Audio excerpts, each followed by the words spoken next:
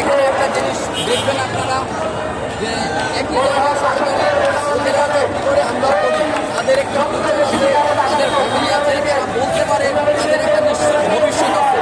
আমরা এখানে প্রায় 2-2,500 লোক আছি যারা আউটসোর্সিং বিগত 10 বছর ধরে পরিশ্রম করে যাচ্ছে, অথচ আমরা আজও বলতে পারি না আমাদের ভবিষ্যৎ আছে। আমাদের সন্তান তারা আজও দুশ্চিন্তায় থাকে আমাদের চাকরিটা চলে যায়, তারা কবে কীভাবে তারা পথে আমাদের বৃদ্ধ বাবা মা তাদেরকে আমরা আশ্বস্ত করে বলতে পারি না যে তোমার দেখাশোনার ভাগটা আমি সবসময় রাখবো। এই অনিশ্চয়তায় একই জায়গায় কীভাবে চাকরি হয়, সরকারি লোকেরা নিশ্চিত চাকরি করতেছে, একই পরিশ্রম করতেছে। আমরা এই জাতীয় পরিচয়পত্রকে আজকে ভাবে করে তোলার জন্য কি পরিশ্রমটা করছে, হালনাগা থেকে শুরু করে স্মার্ট কার্ড বিতরণ, এছাড়া প্রত্যেকটা জাতীয় পরিচয়পত্রের সেবা আমরা নিখুঁতভাবে দিয়ে যাচ্ছি। এই ডাটা এন্ট্রি অপারেটর আমাদের সহযোগী